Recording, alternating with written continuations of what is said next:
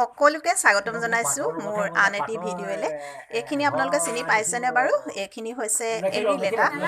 ওচৰৰ খুৰী ঘৰলৈ আহিছোঁ আৰু এৰিলেটা নিবলৈ আহিছোঁ। কালি মই আহিছোঁ গধূলি আধা মুঠা সময় আৰু এইবোৰ খাবও হোৱা নাই কেতিয়াবা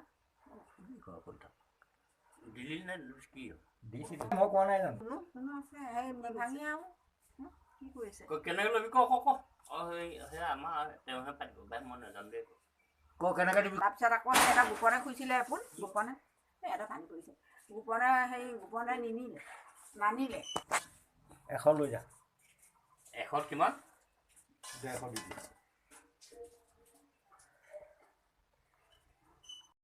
নহয় 5 টকা আছে 5 টকা আছে 5 টাকা 5 টকা সোমাইছে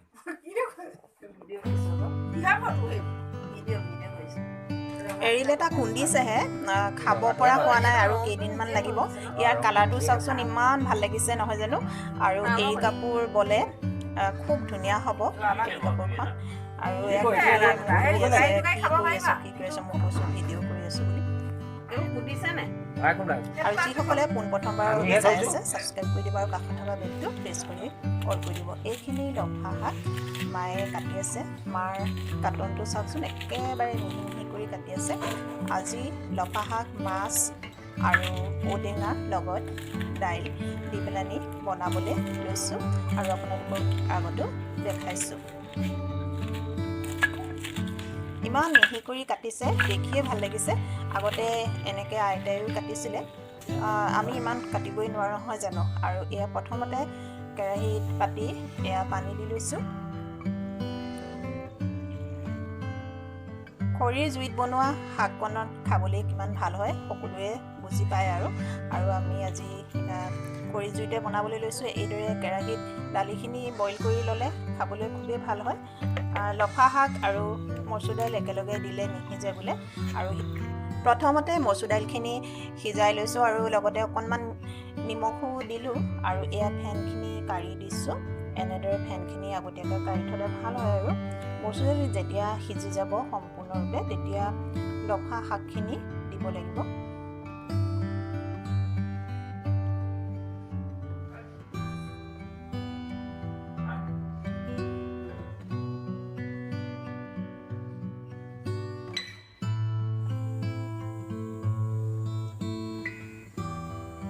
মচুৰ দাইল সিজাৰ পাছত মই লফা শাক দি আছোঁ।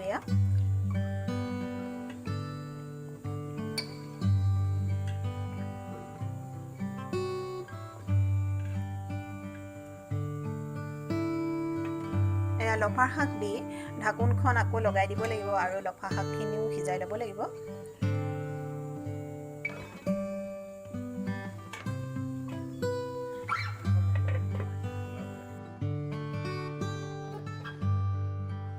উতলিছে আৰু মচুৰ দাইল লফা শাক এইখিনি সিজিছেগৈ আৰু সিজি ল'লে মই কাঢ়ি থ'ম, আকৌ পুনৰ তেল মাৰি দিম।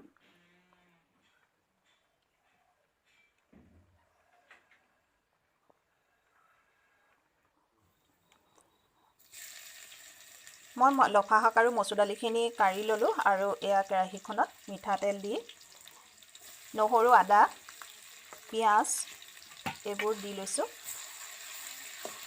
অকণমান ভাজি দিছোঁ।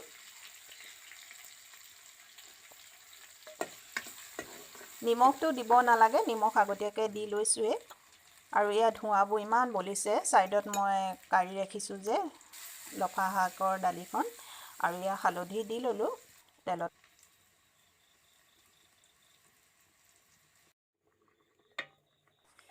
এয়া চাইছোঁ লফা শাক ধুনীয়াকৈ সিজিলে আৰু লফা শাক সিজাৰ পাছত মই দিছোঁ ঔটেঙা, কাটি থোৱা ঔটেঙা দিছোঁ আৰু লগতে মাছ ফ্ৰাই কৰি থোৱা আছে। এয়া মাছ কেইপিচো দি লৈছোঁ একেলগে আৰু ধুনীয়াকৈ উতলটো আহিছে।